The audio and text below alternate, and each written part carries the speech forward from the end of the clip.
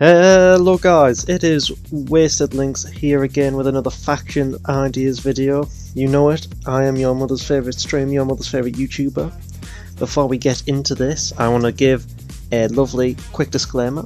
Remember, this video is heavily influenced by channels like Auspex Tactics and Mordian Glory.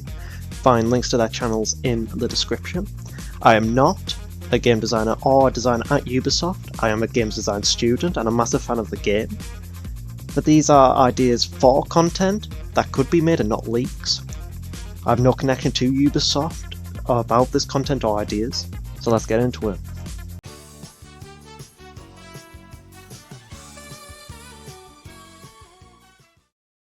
Today's faction idea is the SPETSNAZ.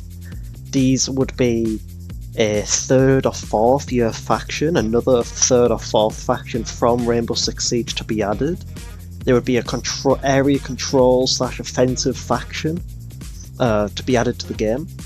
Their abilities would be the cluster charge, which is a throwable that you throw out and then it disperses some grenades in an area causing damage.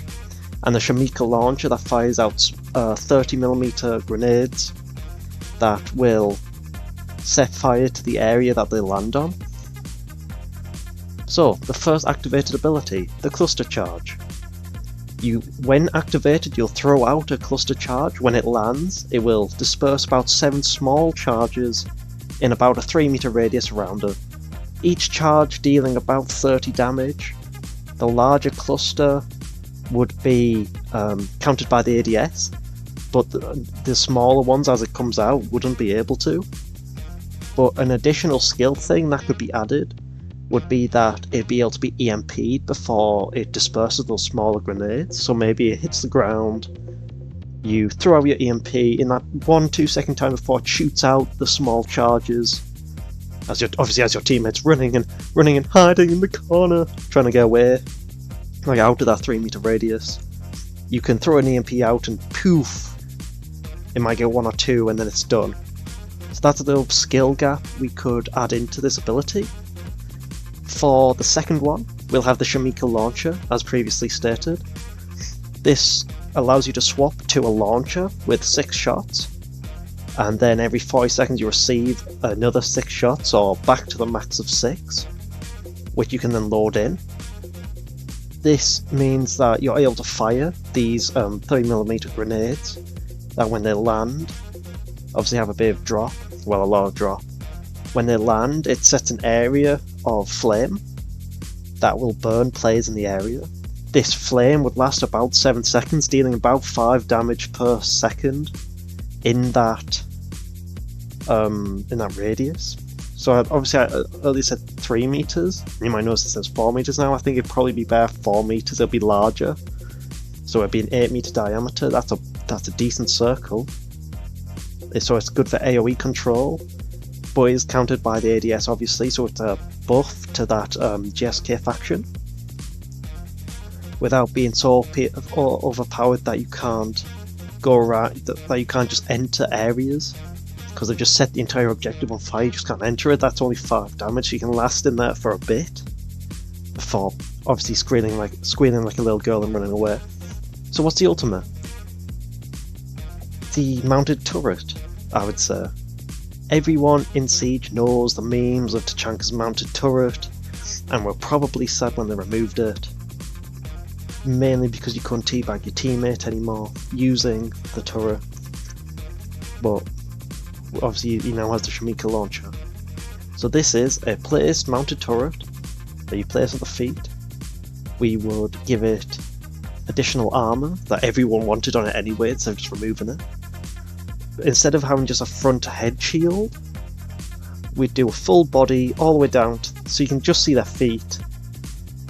So it's obviously hard to shoot, but it has a limited 180 spin, so you just have to get behind them.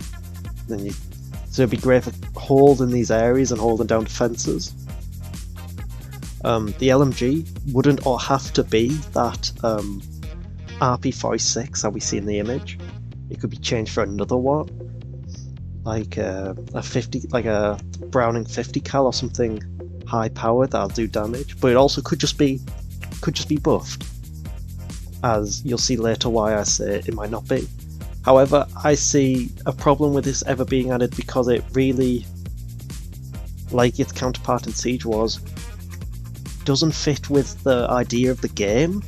It is a fast flowing game where movement is key, and I don't see a mounted stationary turret being that way to do it. Obviously you could have throw out turrets that sit there and cover area for you.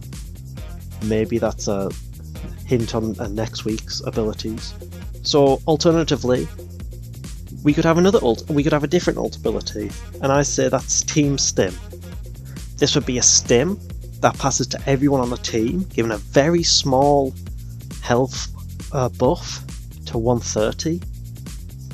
So it affects everyone, it affects Phantoms less likely than everyone else, but is impactful. It's not so impactful that it takes away from Libertad's ult, which puts you to 200, or the previously stated Rux, that gives you re-pick up. But additionally with this, you have reduced recoil and faster reloads. This would help the running and gunning. This would help those last second pushes. Okay, everyone pop, everyone gets some health to rejuvenate the fight. Everyone's able to aim better. Everyone's able to reload faster. It's obviously got that learning curve like in Siege, where if you don't expect it coming, it might be a shocking, if it's a heavy recoil weapon, you might be now shooting the ground. But that's one of the skill gaps, that's for the communication of the team. Just allow the team better recoil control and reload buffs during gunfights. It would last about the same as the Libertad one. So it'd be a stim, like their stim out. You have this slightly longer than their stim ability, maybe like 20 odd seconds, where everyone has a better recoil, better reload, better health, and it all gradually then goes back to normal. So what's the passive? I say Killer Instinct. I was thinking of some other ideas, but this is the one I settled on, which would be as they are trained killers, and this is heavily being passed off on the backstory of the final operator of Capcan that we haven't put an ability in or link to. This would be a visual and noise notification when you're spotted by an enemy player, when you're being looked at, basically. Obviously, the bad downside of this is it's not always going to be useful. If you are pushing head on, you're already going to know who's looking at you. But if you're flanking, you're being flanked, you now know, oh, someone's pushing us from behind, he sees me, try and get that turn, try and get that kill before they get you. So obviously it could be really overpowered, or just really annoying to play as and against. Obviously it's always annoying when that dude with a sniper 180s and shoots you, one-taps you after you've been putting half a mag into him, and this isn't going to make it any better. But surely now you have a reason going, well, he did know I was looking at him. The good sides of this, it obviously helps show when you're being seen. Obviously. But it also allows players to better react in gunfights. For that third or fourth party, when you're reloading, or you're hiding behind cover, you go, oh no, they still see me. It takes away from that iffy, I was behind cover, how did he see me? You obviously have the notification saying, he's still seeing you. But, so obviously it gives more information to the player. So, the final question we must ask ourselves is what content there is left to be added. What's the link to that last operator? Because it clearly wasn't just Capcan. Boom. Seasonal additions. Obviously we have the SPETSNAZ faction for 700,000 EXP to unlock. We'll have Operator 2 for an additional 25 kills or assists with custom mines. We'd have Operator 3 with 5,000 damage dealt with the Shamika launcher.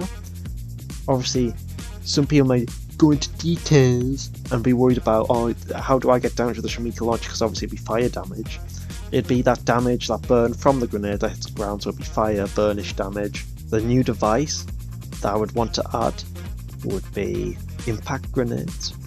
We showed C4 in one of the earlier editions of this series, and it really seems like that's the only final grenade left to add. They've got EMPs, they've got C4s, so let's have an impact grenade. so we'd put that at level 30 at the battle pass, like the rest of the devices were really added. But there's something new here. I wanted an added attachment, and this is the link to that last operator from SPETSNAZ. Thermal sights. Obviously, we can talk about adding it for 1 times or 2 times later, or even in the season, but I would say definitely add a 4 times and 6 times, as those would be what you usually look at as the thermal sight magnification. Is oh, it's the 4 times, it's the 6 times. You could even add a 8 times or a change mag to like a 4 to 8 times, or obviously, as I earlier stated, 1 or 2 times. These would be unlocked at level 48, 49 of weapons. I don't remember off the top of my head what the final level is, so this might be higher, it might be 50, 51. I felt like 48, 49, even if there's a gap, it's just below that 50 mark where you go, okay, I've got all the attachments, I'm halfway to bronze. Now it's just space that can be added for like skins and stuff if they do it. I would say add this to DMRs, snipers, ARs, and some of the SMGs, some of the shotguns. Because some of the shotguns have those 3 times sights, so we could always add the 4 times. I don't know who's using a 4 times thermal sight on a scope, on a shotgun, let alone the 3 times. But I mean, surely someone has a reason. This would be really good for snipers, so you definitely see it used a lot on the snipers. So you might want to limit it to the 6 times and not add the 4 times. For DMRs, you'd have both. For ARs, you'd probably more likely see the 4 times, unless it's on something like the M16, which you might add the 6 times. But other than attachments and devices, no one cares about those realistically. Only a few people are ever going to use those. It's the weapons that we matter, that we care about. And there's a long range of weapons in there. There's a lot I could have chose from. I was very tempted by some of the other weapons, but I decided on the DP28, the flat ring mag LMG, high power, very slow fire rate, the spear .308, which would be an assault rifle, and the Makarov pistol. These would all be unlocked through the battle pass of the season, like the impact grenades, and would later then get challenges after the season's ended. I'd say 20, 16, 40 respectively, because I think, to be honest, most people will buy the plus 20 tiers to get their hands on the DP28 as the most known straight away, but aren't willing to do 60 tiers for a pistol. 40 tiers is more likely to be okay for a pistol, and 60 obviously for the spear, .308. So, with all of that, I hope you have enjoyed watching. Please like and comment if you enjoyed. Tell me your opinions of this fucking idea. I like having the conversations in the comments with you, as I have been over the last few videos. Check the description to links for Auspex tactics and my other socials. They should all be down there. Dislike if you really didn't like the video and tell me why. It'll help me improve for the next one. So with all of that out of the way, I will see you next time. Enjoy.